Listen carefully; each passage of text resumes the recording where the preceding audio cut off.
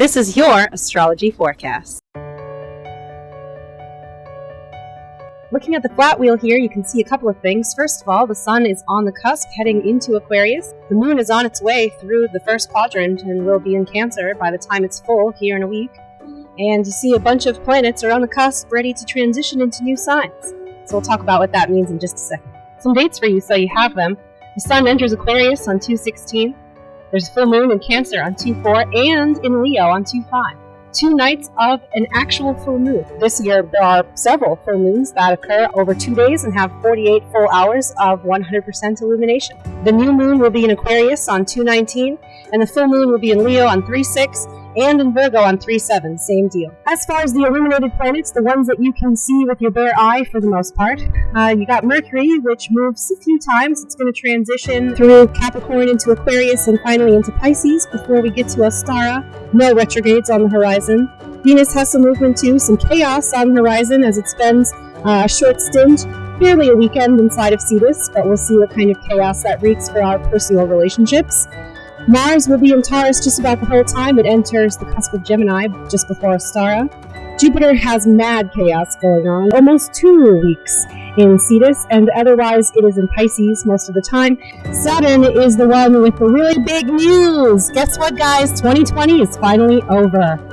Capricorn moves into Aquarius on 2/13, and it will feel like the greatest breath of fresh air you've ever had. As far as the mystery planets, unlike normal, we've got actually quite a bit of action from these slower moving planets. We've got Pluto, which is currently on the cusp of Capricorn, and it fully enters Capricorn on 2/28. Then there's Ceres, which is retrograde starting today. Ceres is a planet aligned with Ophiuchus that represents positive chaos, or the nature of chaos to form into order. I tell you this because it's doing a stint of retrograde throughout the Imbolc season, a very bizarre pattern, and it's going to spend some time in an undocumented and relatively poorly understood constellation, Coma Berenices.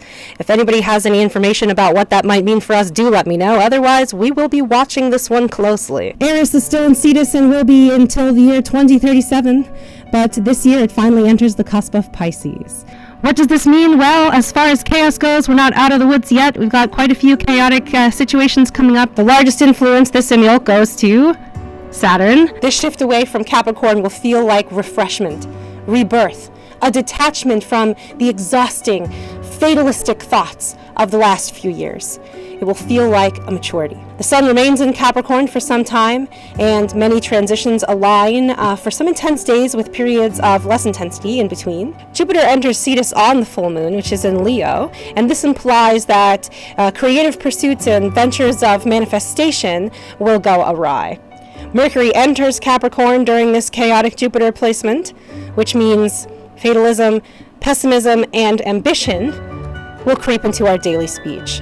Venus enters Pisces soon after that, bringing an air of secrecy between partners in relationships which have already been strained. So we're not shaping up for a very loving Valentine's Day after all this year. Together, this all means that loftiness, delusions of grandeur, these will be the death of hope. These will bring about destructive chaos, stalls and delays, introspection, and once the dust settles and Jupiter is fully into Pisces once more, spiritual and personal growth. As we head into Ostara, the Aquarius energy becomes stronger than the Capricorn energy, and the scales will tip away from the ambition to detachment. However, the ambition will linger in a constructive way, leading people to seek things like better time management and more refined professional skills, as well as an all-around rise in the popularity of professional vibes. Pluto will be in Capricorn for quite some time, so this effect will linger.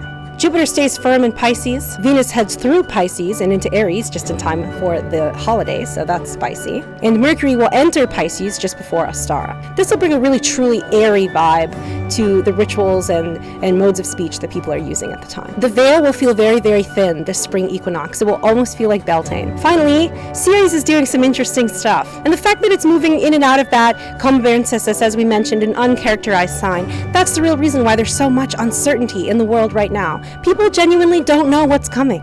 This influence will not totally ebb until Beltane, which, because Ostara is going to feel like Beltane, is going to feel like forever from now. And that is your Imbolc astrology forecast. Look for another one coming out at the start of Ostara. May you have a very blessed and illuminated Imbolc. Blessed be.